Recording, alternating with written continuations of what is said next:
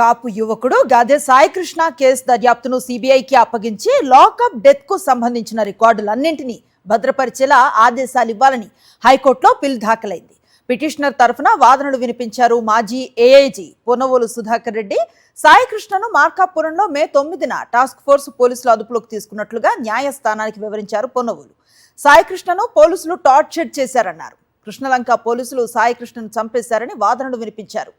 తప్పనిసరి పరిస్థితుల్లో Krishnalanka CI నాగరాజుపై 302 section case కింద నమోదు చేశారని తెలిపారు. కోర్టులో సాయికృష్ణ తల్లి హెబియస్ కార్పస్ పిటిషన్ దాఖలు చేస్తే యువకుడి కోసం వెతుకుతున్నామని పోలీసులు చెప్పారన్నారు. హైకోర్టులో కాపు యువకుడు గాదే సాయికృష్ణ లాకప్ డెత్ కేసుకు సంబంధించిన పూర్తి డీటెయిల్స్ అందిస్తారు మా ప్రతినిధి అశోక్. చూస్తూ ఉన్నాం, ప్రస్తుతానికి సిట్ అధికారులు ఈ కేసుకు సంబంధించిన విచారణ చేస్తూ ఉన్న పరిస్థితి కనిపిస్తోంది. ఇదే సమయంలో ఖచ్చితంగా సిబిఐ ఎంక్వైరీ జరగాలి, ఒక స్వతంత్ర దర్యాప్తు సంస్థతో ఈ ఎంక్వైరీ జరిపితేనే అసలు వాస్తవాలు బయటకు వస్తాయన్న ఒక వాదన కూడా బలపడుతూ ఉన్న పరిస్థితి.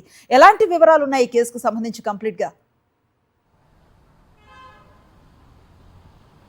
ఖచ్చితంగా రాష్ట్ర వ్యాప్తంగా సంచలనం సృష్టించిన విజయవాడ కృష్ణలంక పోలీస్ స్టేషన్లో సాయికృష్ణ లాకప్ డెత్పై హైకోర్టులో ఒక పిల్లు దాఖలైంది. అయితే మొదటి నుంచి ప్రజా సంఘాలు కానీ రాజకీయ పార్టీలు కానీ ఖచ్చితంగా ఈ వ్యవహారంలో నిజాలు బయటికి రావాలంటే సిబిఐ ఎంక్వైరీ వేసి విచారణ చేయాలని కోరుతూ ఉన్నాయి. కానీ ప్రభుత్వం మాత్రం సిట్టు వేసి విచారణ చేస్తుంది. ఇదే నేపథ్యంలో ఒక సొసైటీ, ఒక ఆర్గనైజేషన్ పిల్ దాఖలు చేసింది.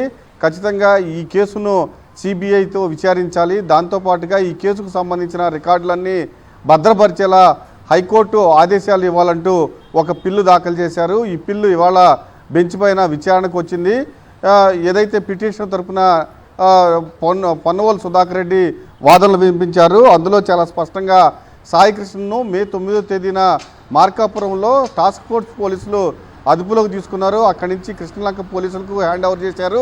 కృష్ణలంక పోలీసులు సాయికృష్ణను చిత్రహింసలకు గురి చేశారు, చంపేశారు, బూడిచ్చేశారు అంటూ ఆయన తన వాదనలు వినిపించారు. అంతేకాదు సాయికృష్ణ తల్లి హైకోర్టులో ఒక హెబియస్ కార్పస్ పిటిషన్ కూడా దాఖలు చేశారు. అయితే ఆ దాఖలు చేసినప్పుడు పోలీసులు మాత్రం సాయికృష్ణను దొరకలేదు, ఆచూకీ దొరకలేదు, ఖచ్చితంగా ఆయన కోసం ప్రత్యేకంగా టీములు ఏర్పాటు చేసి వెతుకుతున్నాము, ఆయన ఆచూకీ దొరకగానే హైకోర్టులో హాజరుపరుస్తామంటూ చెబుతున్నారని కూడా ఆయన మెన్షన్ చేయడం జరిగింది. అయితే ప్రభుత్వం తరపున ఏజీ దమ్మాలపాటి శ్రీనివాస్ వాదనలు వినిపించారు.